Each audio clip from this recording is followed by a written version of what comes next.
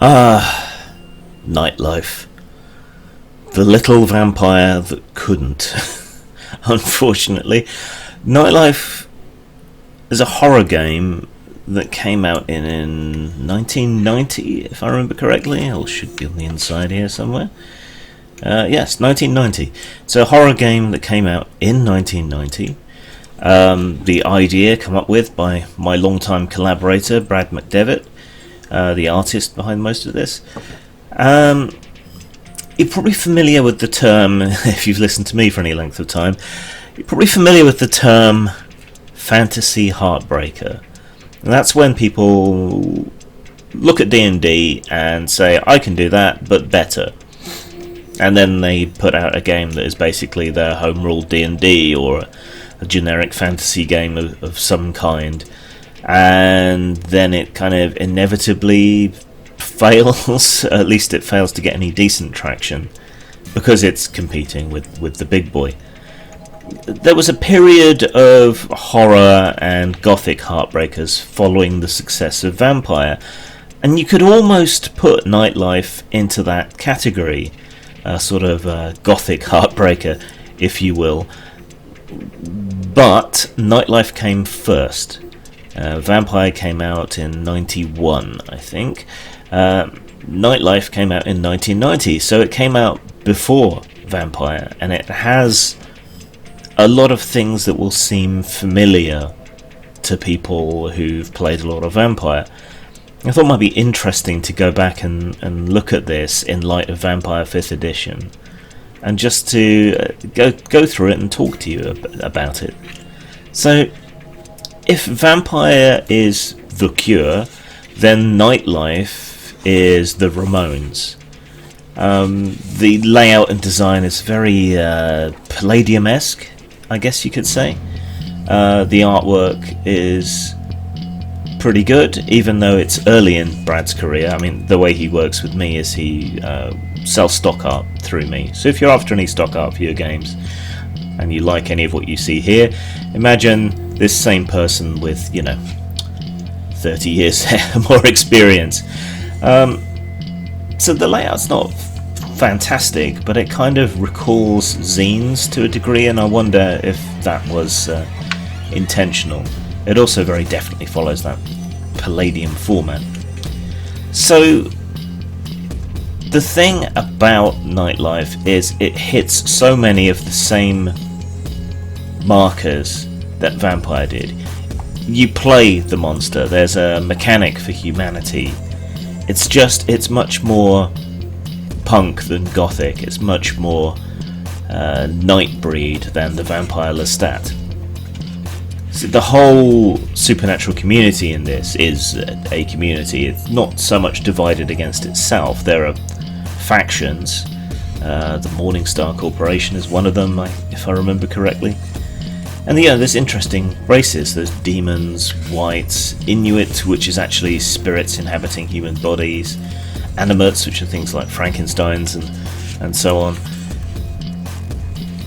And each type is further subdefined by edges, which you could consider to be similar to disciplines in Vampire, I suppose, but each character type had access to certain edges, but that didn't mean that anyone had the same ones, and it was easily customizable to play one of the enemy monstrous races, or to create your own kin whole cloth pretty well. It was hobbled by a very traditional system in a lot of ways, whereas Vampire, I mean, it's not a full-on narrative system, but it is more easily graspable and accessible. A number of dice to roll has a nice visceral feel and a physical sensation for how powerful your character is, which I think helped its appeal. And it also heavily emphasised the storytelling element, whereas Nightlife, while it contained things like humanity and so on, did take a much more traditionalist RPG approach to things. And it was much more brutal and in your face. So there are common flaws to the kin. They all have to feed on humanity in some way, draining their life essence in some way. and they all have different vulnerabilities. That might be cold iron or silver or fire or whatever, and otherwise they're immortal. A lot more emphasis, I think, was placed on the system than on the background necessarily, but I think everyone could kind of grasp what the idea was in the background. The idea of playing the monster, it wasn't entirely revolutionary, but Nightlife was the first one to really bring all these elements together. The underground society of the supernatural, the fight to retain your humanity, the conspiracies beyond the veil, and all the rest of it. And it doesn't get enough credit for it. A lot of time was spent on subcultures. There was even a supplement that was in a musical vein, which was all about the subcultures of the kin, which is the overall name for the whole group of them. Here's the factions. But yeah, a lot of emphasis was put on style, which is kind of the crossover part. If you can trace a line from cyberpunk to Nightlife to vampire, I think you can see that as a kind of spectrum of the role of style and the emphasis on a particular kind of role playing. So the herd is humanity as a whole. The kin are these supernatural beings that live in amongst them. The commune is kind of like the Camarilla in a way. They wanted to control things, keep people hidden and so on. So they stand for peaceful coexistence. The complex is more like the Sabbat. I hate having to use vampire references, but it'll work to convey the meaning.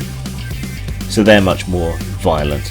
The Morningstar Corporation is kind of the power behind the scenes, trying to control humanity through financial chaos and all the rest of it. And Red Moonrise are a kind of terroristic faction that wants to bring humanity to its knees and down to its proper place, if you will, subjugated to the kin. So you can see the similarities in the ideas going across there.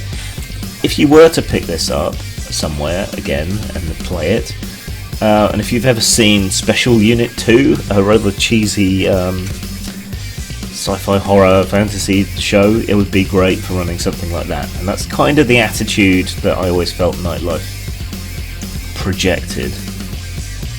So here's where you get a bit of background based around New York, which makes sense as a kind of setting, a melting pot for the unnatural as well as the natural.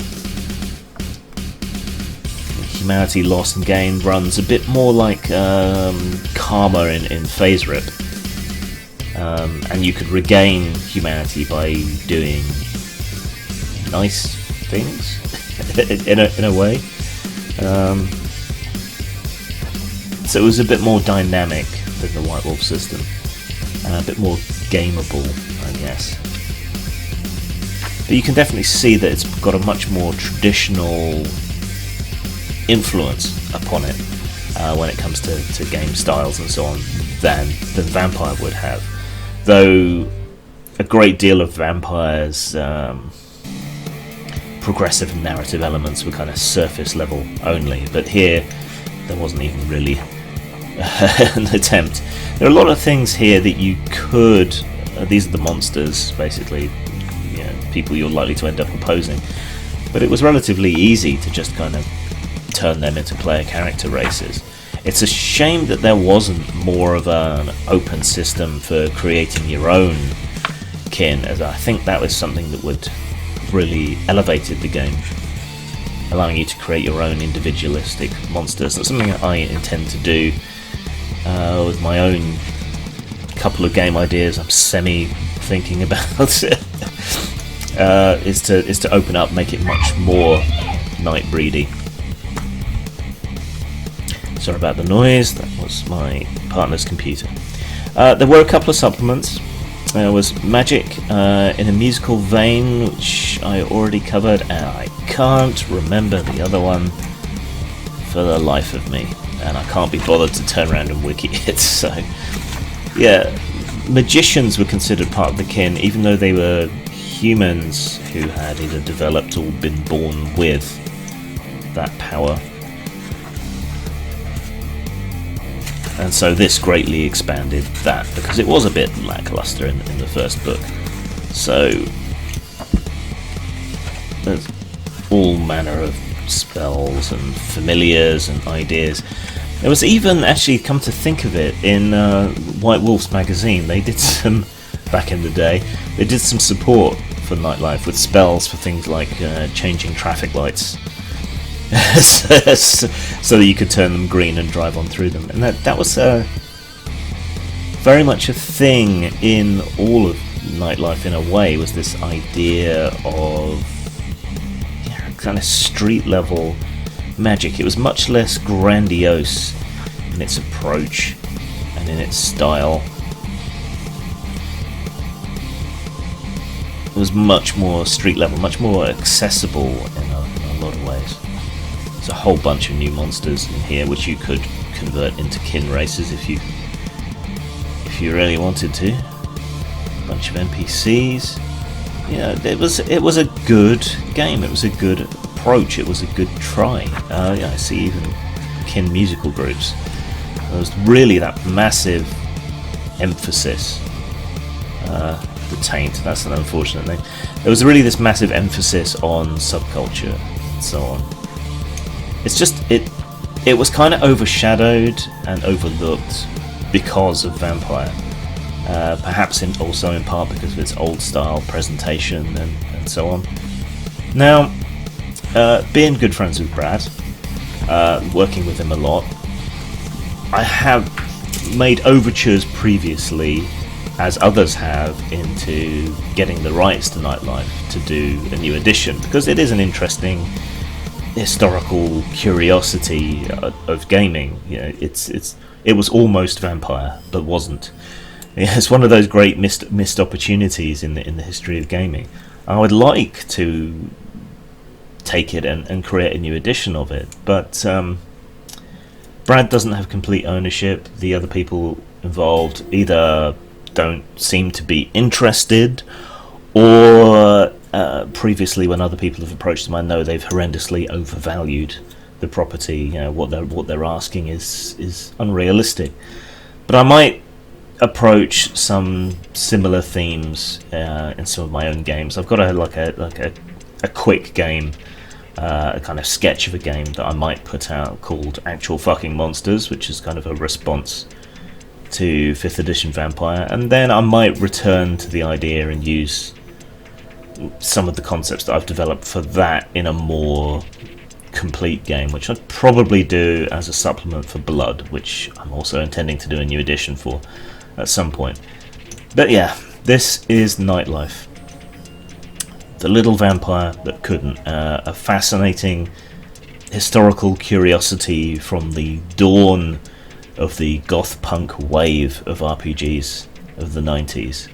And if you do spot a second-hand copy anywhere, it's worth looking at. And if you have those supplements that I'm missing, do get in touch. I'd like to complete my collection. Zang.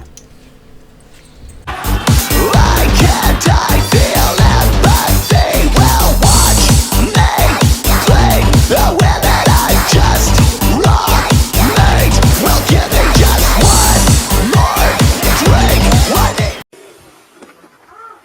This is horrible what happened today. See, I don't like I have, okay, like a lot of you, I hate a lot. You know? But I hate with style and creativity. Yeah!